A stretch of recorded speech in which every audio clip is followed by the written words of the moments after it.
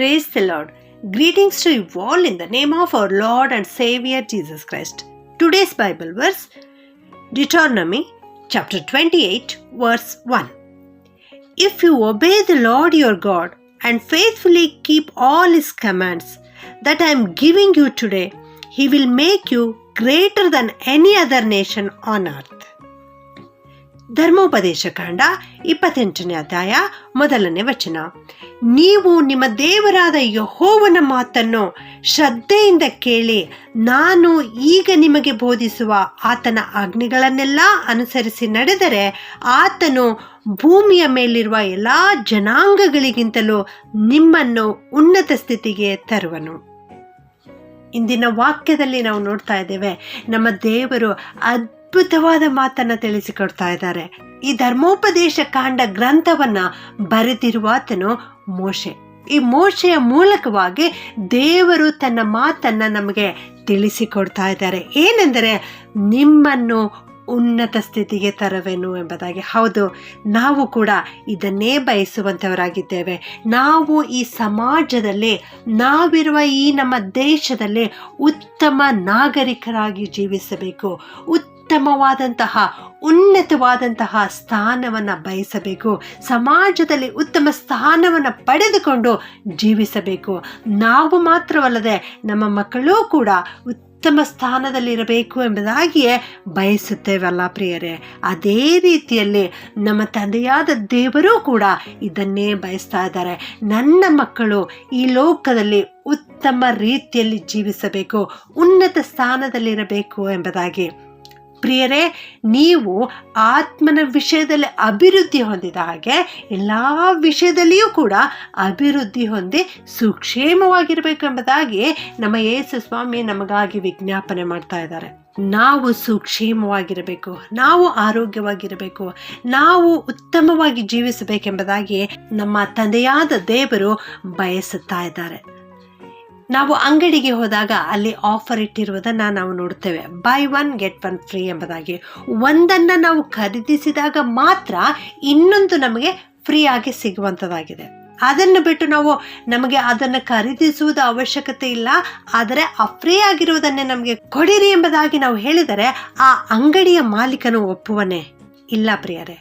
ಇಲ್ಲಿ ಕೂಡ ದೇವರು ನಮಗೆ ಉನ್ನತ ಸ್ಥಿತಿಗೆ ತರುವೆನು ಎಂಬುದಾಗಿ ಹೇಳುವುದಕ್ಕಿಂತ ಮುಂಚಿತವಾಗಿ ಇನ್ನೊಂದು ಮಾತನ್ನು ತಿಳಿಸ್ತಾ ಇದ್ದಾರೆ. ಆ ಮಾತನ್ನು ನಾವು ಕೈಕೊಂಡು ನಡೆದಾಗ ಮಾತ್ರ ನಮಗೆ ಉನ್ನತ ಸ್ಥಿತಿಗೆ ದೇವರೇ ಏರಿಸುತ್ತಾರೆ.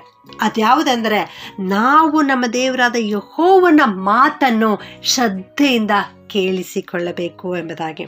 ಹೌದು, ಆತನ ವಾಕ್ಯವನ್ನು ನಾವು ಕೇಳಿಸಿಕೊಳ್ಳಬೇಕು, ದೇವರ ಮಾತನ್ನು ನಾವು ಕೇಳಿಸಿಕೊಳ್ಳಬೇಕು. ಕೇಳಿಸಿಕೊಳ್ಳುವುದಷ್ಟೇ ಅಲ್ಲ, ಆತನು ನಮಗೆ ಬೋಧಿಸುವಂತಹ ಆಜ್ಞೆಗಳನ್ನು ನಾವು ಅನುಸರಿಸಿ ನಡೆಯಬೇಕು. ದೇವರ ಆಜ್ಞೆಗಳನ್ನು, ದೇವರ ಕಟ್ಟಳೆಗಳನ್ನು ನಾವು ಕೈಕೊಂಡು ನಡೆಯುವಾಗ ಮಾತ್ರ ಈ ಮುಂದಿನ ಆಶೀರ್ವಾದ ನಮಗೆ ದೊರೆಯುವಂಥದ್ದಾಗಿದೆ ಪ್ರಿಯರೇ. ಆಗ ಮಾತ್ರ ದೇವರು ಈ ಭೂಮಿಯಲ್ಲಿರ್ತಕ್ಕಂಥ ಎಲ್ಲ ಜನಾಂಗಗಳಿಗಿಂತಲೂ ನನ್ನನ್ನು, ನಿನ್ನನ್ನು ಉನ್ನತ ಸ್ಥಿತಿಗೆ ಏರಿಸುವೆನು ಎಂಬುದಾಗಿ ಹೇಳ್ತಾ ಇದ್ದಾರೆ. ಹೌದು, ತಂದೆ ತಾಯಿಗಳು ತಮ್ಮ ಮಕ್ಕಳು ನಮ್ಮ ಮಾತನ್ನು ಕೇಳಬೇಕು ಎಂಬುದಾಗಿ ಹೇಗೆ ಬಯಸುತ್ತಾರೋ ಅದೇ ರೀತಿಯಲ್ಲಿ ನಮ್ಮ ತಂದೆಯಾದ ಪರಲೋಕದ ದೇವರು ಕೂಡ ನನ್ನ ಮಕ್ಕಳು ನನ್ನ ಮಾತನ್ನು ಕೇಳಬೇಕು ಎಂಬುದಾಗಿ ಬಯಸ್ತಾ ಇದ್ದಾರೆ. ಈ ವಾಕ್ಯವನ್ನು ನಾವು ಇವತ್ತು ಗ್ರಹಿಸಿಕೊಳ್ಳೋಣ. ನಾವು ಈ ಲೋಕದಲ್ಲಿ ಉತ್ತಮ ಸ್ಥಿತಿಯಲ್ಲಿ ಬದುಕಬೇಕಾದರೆ, ಉನ್ನತ ಸ್ಥಾನಕ್ಕೆ ಏರಬೇಕಾದರೆ ಮೊದಲು ದೇವರ ಆಜ್ಞೆಗಳನ್ನು ಕೈಕೊಂಡು ನಡೆಯಬೇಕು. ಇಂದಿನಿಂದಲೇ ದೇವರ ಆಜ್ಞೆಗಳನ್ನು ಪ್ರೀತಿಸೋಣ, ದೇವರ ಮಾತನ್ನು ಶ್ರದ್ಧೆಯಿಂದ ಕೇಳಿಸಿಕೊಳ್ಳೋಣ, ಆತನ ಆಜ್ಞೆಗಳಿಗೆ ಅನುಸಾರವಾಗಿ ನಾವು ನಡೆಯೋಣ.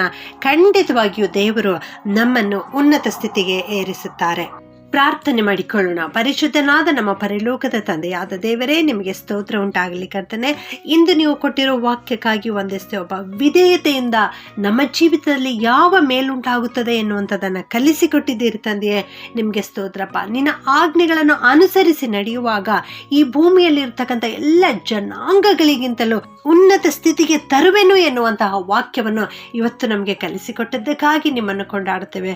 ಹೌದು ಕರ್ತನೆ, ಪರಲೋಕದ ತಂದೆಯೇ, ಸರ್ವಶಕ್ತನಾದ ದೇವರೇ, ನಿನ್ನಿಂದ ಅಸಾಧ್ಯವಾದದ್ದು ಯಾವುದೂ ಇಲ್ಲ ದೇವ. ನಾವು ನಿನ್ನ ಆಜ್ಞೆಗಳನ್ನು ಅನುಸರಿಸಿ ನಡೆಯುವಾಗ ನಮ್ಮನ್ನು ಉನ್ನತ ಸ್ಥಾನಕ್ಕೆ ಏರಿಸುತ್ತದೆಯೇ, ಅದಕ್ಕಾಗಿ ಸ್ತೋತ್ರ ಸ್ವಾಮಿ. ಈ ವಾಕ್ಯ ಕೇಳಿಸಿಕೊಳ್ಳುತ್ತಿರುವ ನಮ್ಮೆಲ್ಲರನ್ನು ಸಹ ಆಶೀರ್ವಾದ ಮಾಡು. ನಮ್ಮನ್ನು, ನಮ್ಮ ಕುಟುಂಬ, ಮಕ್ಕಳನ್ನು ಆಶೀರ್ವಾದ ಮಾಡು ಕರ್ತನೆ. ನಾವೆಲ್ಲರೂ ಈ ಲೋಕದಲ್ಲಿ ಉತ್ತಮ ರೀತಿಯಲ್ಲಿರಲಿಕ್ಕಾಗುವಂತೆ ಸಹಾಯ ಮಾಡು. ಉನ್ನತ ಸ್ಥಿತಿಗೆ ಬರಲಿಕ್ಕೆ ಸಹಾಯ ಮಾಡು. ಸಮಾಜದಲ್ಲಿ ಉತ್ತಮ ಸ್ಥಾನಮಾನ ಪಡೆದುಕೊಂಡು ಜೀವಿಸಲಿಕ್ಕೆ ಸಹಾಯ ಮಾಡು ಕರ್ತನೆ. ಅಪ್ಪ, ನೀನು ಈ ಲೋಕದಲ್ಲಿರುವಾಗ ಸ್ವಾಮಿ, ಮನುಷ್ಯರ ಮತ್ತು ದೇವರ ದಯೆ ನಿನ್ನ ಮೇಲೆ ಹೆಚ್ಚಾಗುತ್ತಾ ಬಂತು ಎಂಬುದಾಗಿ ವಾಕ್ಯದಲ್ಲಿ ಓದುತ್ತೇವಲ್ಲಪ್ಪ.